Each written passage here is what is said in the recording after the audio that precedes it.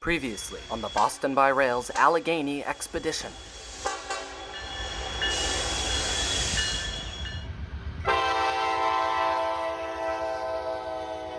Up here in the Alleghenies, they love their rail fans.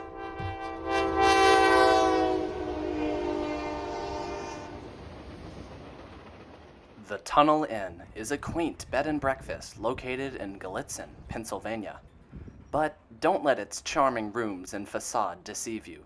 This is a lodging dedicated to all things railroad. And at no other time is this more apparent than in the middle of the night.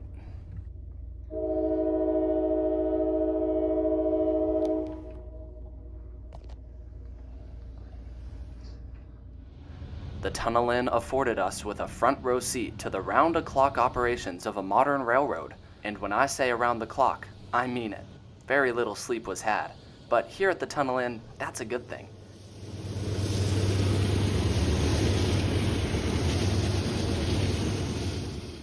This is one of the few hotels where the goal is to stay up, and if you do happen to fall asleep, you never know what you might wake up to.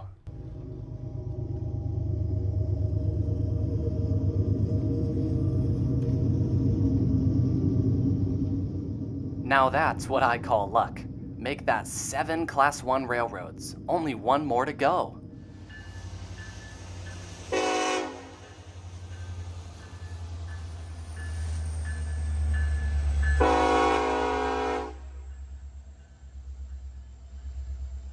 It was around 7 a.m., and my brother and I were eager to start off our day.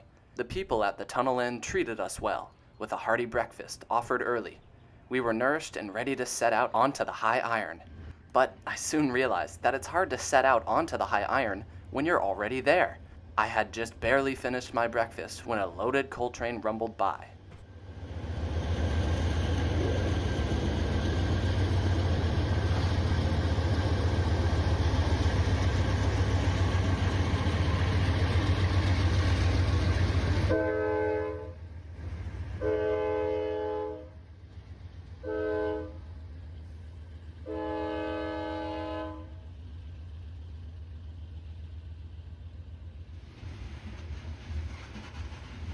Speaking of coal, keep an eye out for an up-and-coming video covering all things coal. I will be exploring how the railroads of America have transported coal throughout the years.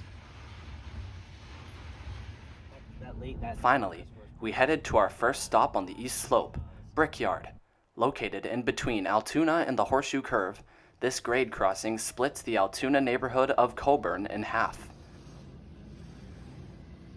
Having just arrived, I checked the Horseshoe Curve camera to see that Amtrak 04T, the Pennsylvanian from Pittsburgh to New York, would be the first to clear. I would soon realize that there was a disadvantage to being east of Horseshoe Curve. The westbounds really sneak up on you.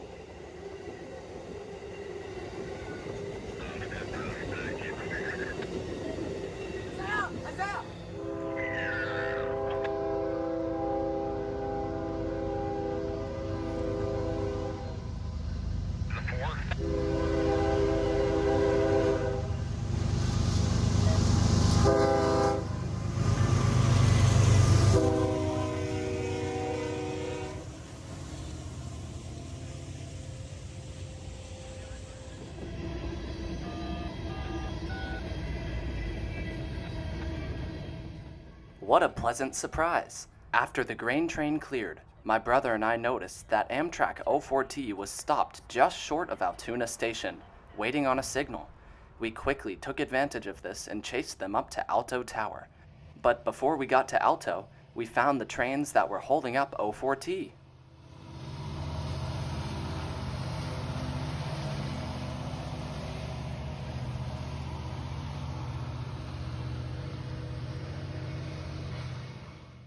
Alto Tower was built by the Pennsylvania Railroad in 1915, and up until 2012, it was the only remaining mainline tower left in Altoona. Despite being out of service, it still stands here at milepost 237. Finally, the delayed Amtrak 04T cleared Alto Tower.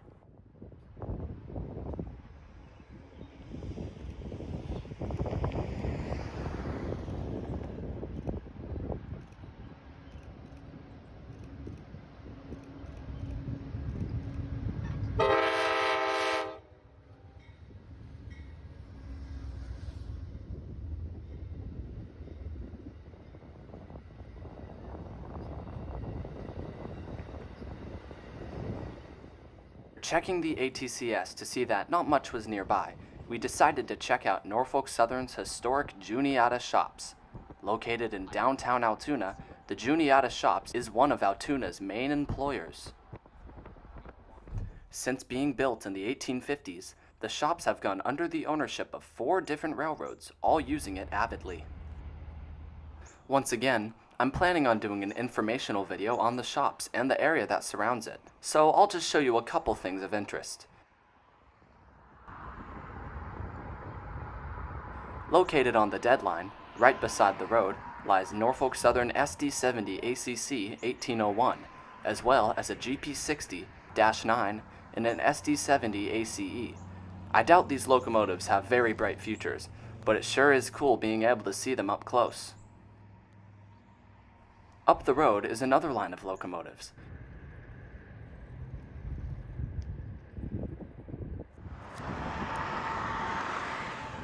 This high hood GP38-2 5266 did not live as long as our high hood friend from episode 1. No more riding the rails for this one. Now that's a lot of motive power in one place. The back of the shops features a turntable and a few locomotives that are being actively rebuilt. Here at the Juniata Shops is where Norfolk Southern rebuilds much of their locomotives, and many of the ones you are seeing are waiting for set operation. Ready for more moving trains, we made our way towards a new spot that I like to call the Tipton S-Curve. Located behind a farm in the small town of Tipton, this crossing sports only a stop before crossing sign as a warning for the oncomers. And it wasn't long until the first train was upon us.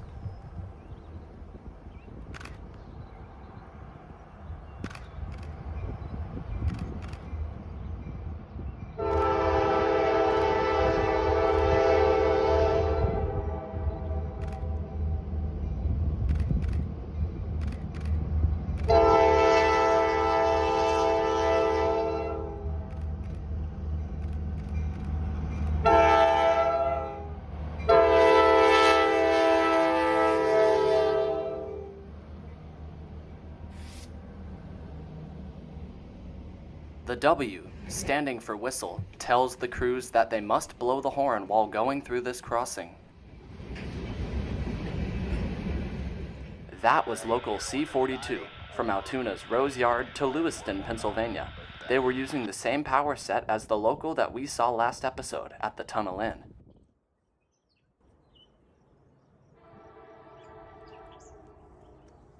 Next up was 11K, the same symbol as the first train we ever saw on this trip. On the Pittsburgh line, odd number symbols go west and even numbers go east.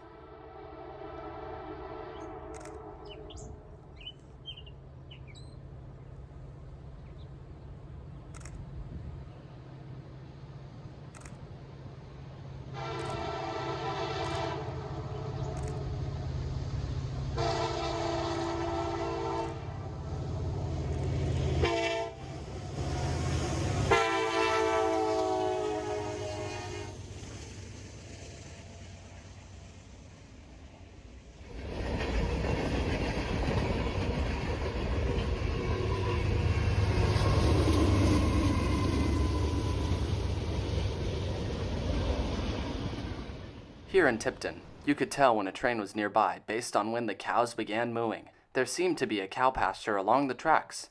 I wonder if that is why the crossing is here in the first place. And it's not like any cars go on this road, It isn't even well maintained.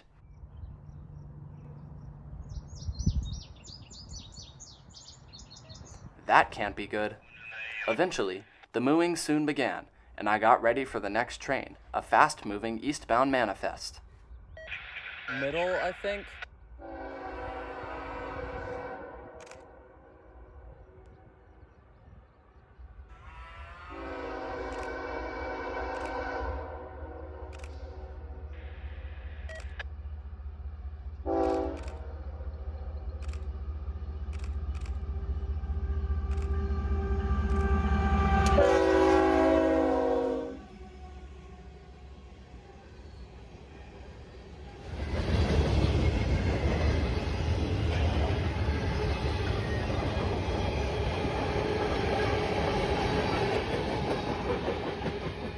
We then made our way back 22 railroad miles west, back to the Tunnel Inn, and there's lots on the agenda.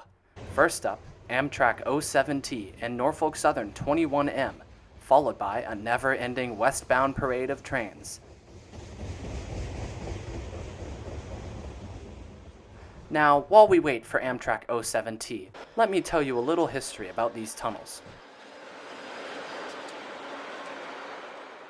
When they were built, there was a total of 3 tunnels in the area.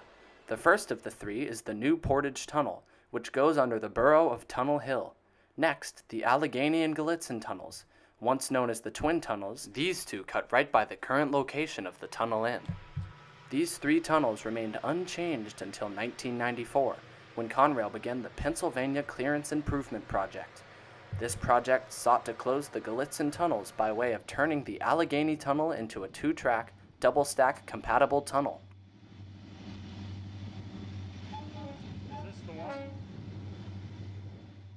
The project was completed in 1996, and with it went the Gallitzin Tunnel.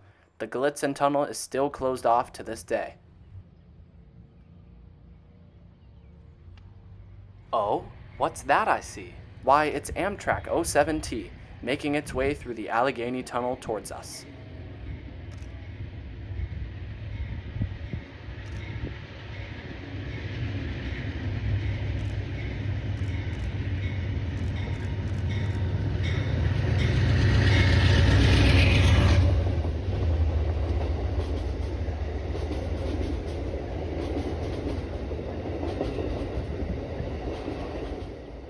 Shortly following 07T, 21M also occupied the 3rd track.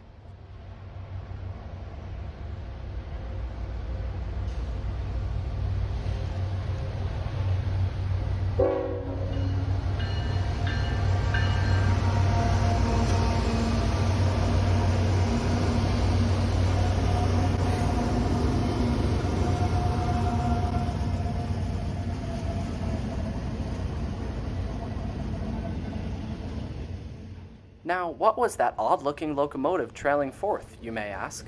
Well, that locomotive, number 4003, is one of Norfolk Southern's DC to AC conversion AC44C6M locomotives. This one, 4003, was Norfolk Southern's special red main paint scheme.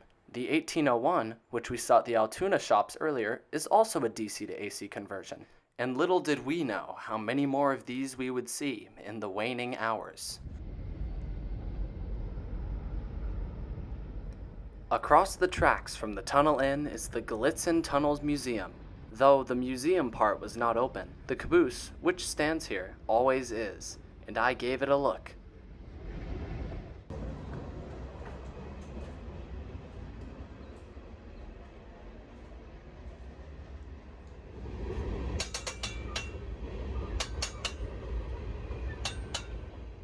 The Horseshoe Curve live camera feed in the inn's commonplace provided us with up-to-date info regarding the oncoming trains. Therefore, we knew that this next westbound would be a pumpkin-filled treat.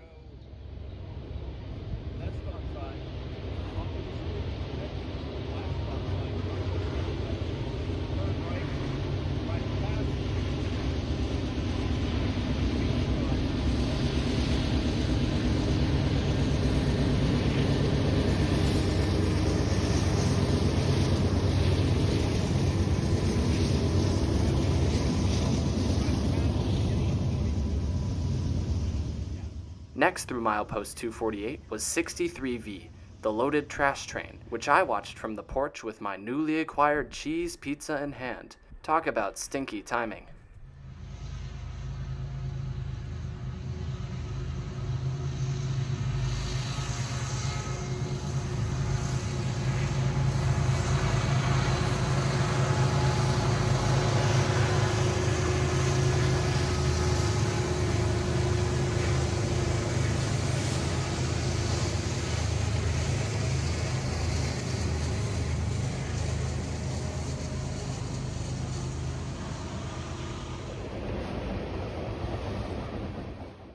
I completely lost my appetite, as this loaded trash train carries much of New Jersey's waste, and it makes for a very smelly passerby.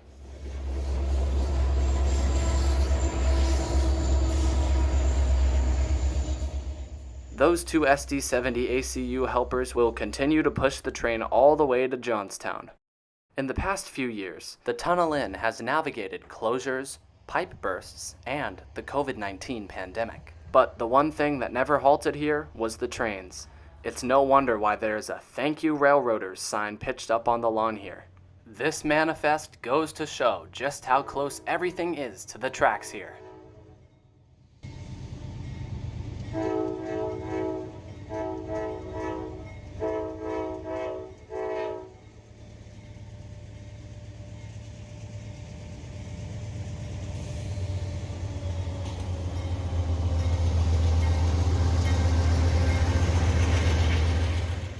As the Tunnel Inn's motto goes, the only thing closer to the trains is the engineer, and this certainly stands true. This non-stop action would continue through the night. I was definitely living by the motto, if the railroaders aren't sleeping, then neither am I.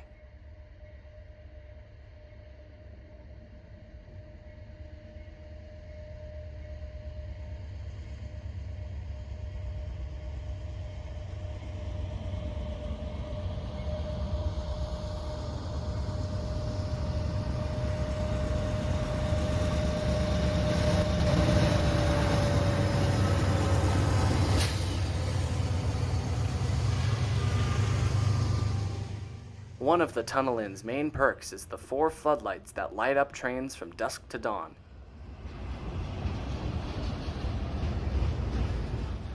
As night fell, I began to realize that my time at this magical place was coming to a close, so I made sure to cherish the moments that I had left. Little did I know that the best catch of the trip was approaching.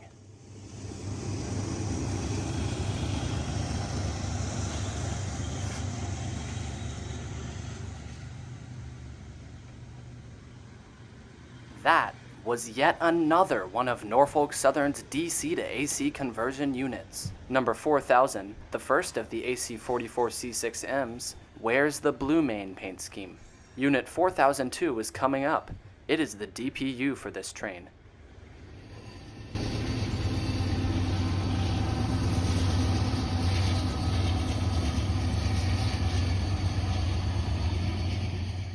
Directly following the coal train was a manifest, which I did not manage to catch on video. After seeing the glimmer of a headlight reflecting off a string of tank cars, I did my best Forrest Gump sprint over to the bridge. Having made it just in time, I set up for a great shot of another oncoming manifest.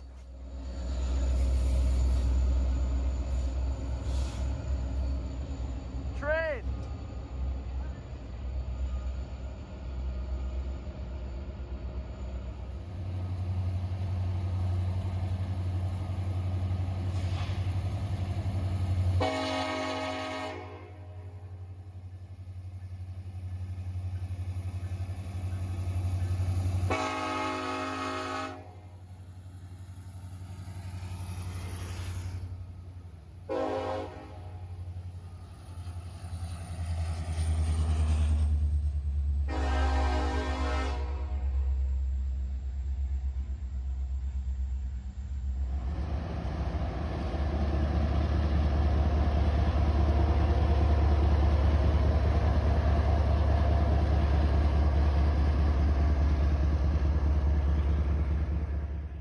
Our final train, A westbound intermodal with a Union Pacific GE roars by the end, making for a fantastic final train.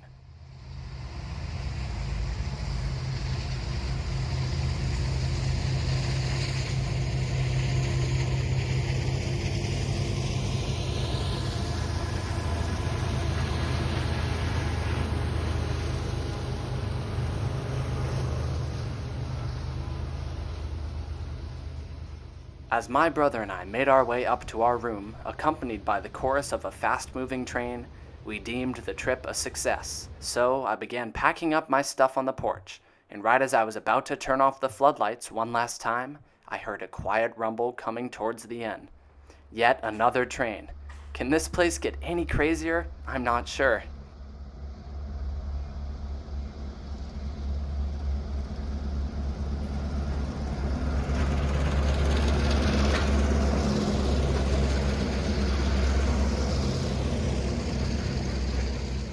That was Norfolk Southern C-52, which apparently snuck by the Horseshoe Curve live camera without me knowing. That is the same local power set which we saw earlier today, and last night. We were tired, and very few trains woke us up in the night. But what a trip it was! We saw 7 railroads, explored new and historic places, and saw 97 total trains.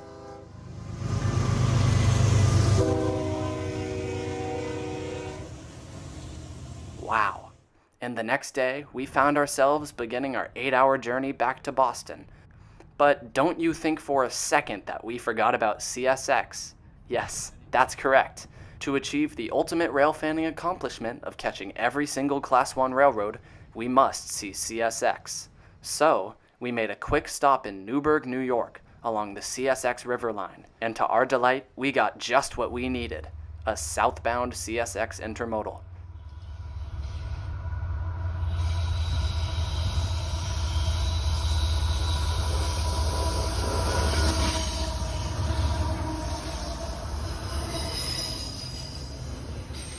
And that definitely fueled us all the way home.